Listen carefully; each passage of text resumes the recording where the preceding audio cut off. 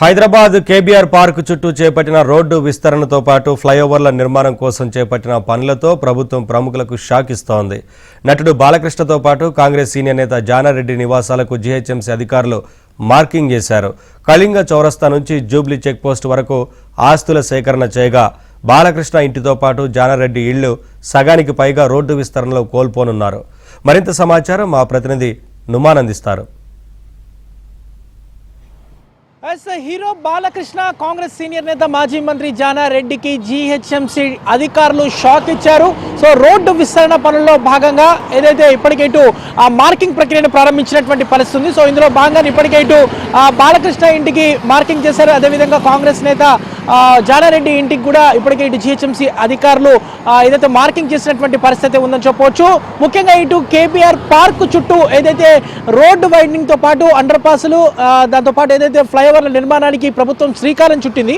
So ఏదైతే ఈ పనులు చేపట్టడం కోసము రోడ్డు విస్తరణ పనుల్లో భాగంగా దాదాపు 86 ఆస్తులను ఇటు జీహెచ్ఎంసీ అధికారులు గుర్తించారు. సో ఇందుకు సంబంధించి 86 ఆస్తులకు సంబంధించినటువంటి సర్వే ప్రక్రియను కూడా ఇప్పటికే ప్రారంభించినటువంటి పరిస్థితి. ఇందులో ప్రధానంగా చూసుకుంటే మాత్రము హీరో బాలకృష్ణ దాంతోపాటు జానారెడ్డి ఇళ్లకు కూడా మార్కింగ్ చేశారు. దాదాపు బాలకృష్ణ ఇల్లు 6 అడుగుల లోపల వరకు వెళ్ళేటటువంటి అవకాశం ఉంది. అదేవిధంగా ఇటు జానారెడ్డి ఇల్లు కూడా దాదాపు 5 నుంచి 6 అడుగుల వరకు లోపలికి వెళ్ళేటటువంటి అవకాశం ఉంది. ప్రస్తుతం మనం ఏదైతే జానారెడ్డి నివాసం దగ్గరే ఉన్నామో, సో జానారెడ్డి ఆ నివాసం దగ్గర కూడా ఏదైతే జిహెచ్ఎంసీ అధికారులు మార్కింగ్ చేసినటువంటి పరిస్థితి మనకు కనిపిస్తుంది. దాదాపు మనం చూడొచ్చు రెడ్ మార్కింగ్ తో పాటు ఏదైతే వైట్ మార్కింగ్ కూడా చేశారు. బాలకృష్ణ ఇంటి ముందు కూడా దాదాపు ఏదైతే ఒక 6 అడుగుల మేర కూడా లోపల వరకు కూడా మార్కింగ్ చేసినటువంటి పరిస్థితి ఉందని చెప్పవచ్చు. సో ఇందులో భాగంగానే ఇప్పటికే అధికారులు కూడా ఏదైతే సర్వేని కూడా చేపట్టినటువంటి పరిస్థితి కూడా మనకు కనిపిస్తుంది. ప్రస్తుతం మనం జానారెడ్డి నివాసం దగ్గర ఉన్నాము. సో జానారెడ్డి నివాసం కూడా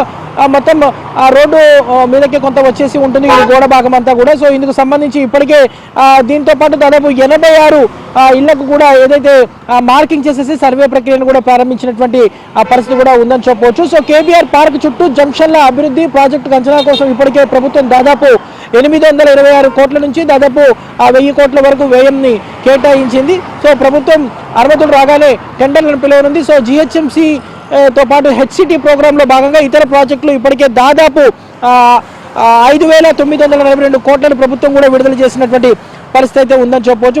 సో అందులో భాగంగానే ఏదైతే ఇటు ప్రముఖుల ఇల్లు కూడా ఇందులో ఉన్నాయి.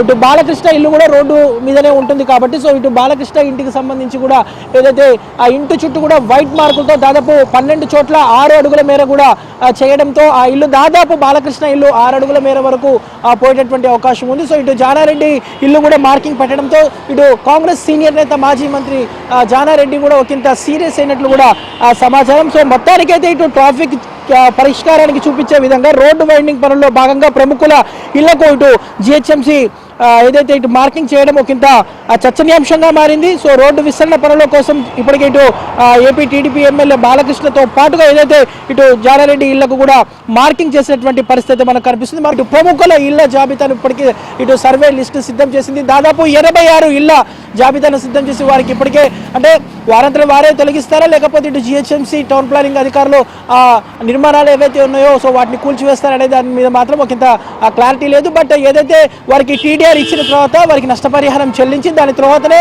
ఏదైతే ఈ కూల్చివేతలు చేసేటటువంటి అవకాశం అయితే మనకు కనిపిస్తుంది. మొత్తానికైతే ఇటు రోడ్డు విస్తరణ పనుల్లో భాగంగా కేబీఆర్ పార్క్ చుట్టూ ఉన్నటువంటి ప్రముఖుల ఇళ్లలో ప్రధానంగా ఇటు బాలకృష్ణ ఇళ్లతో పాటు జానారెడ్డి ఇల్లు కూడా ఉండడం అయితే ఒక ఇంత చర్చనీయాంశంగా మారినటువంటి పరిస్థితి. సో ఇళ్లకు సంబంధించినటువంటి సర్వే ప్రక్రియ కూడా ప్రస్తుతం అయితే ఇటు జిహెచ్ఎంసీ అధికారులు చేపట్టినటువంటి పరిస్థితి ఉందని చెప్పొచ్చు. వీడియో జర్నలిస్ట్ శ్యామ్తో నుమానియా.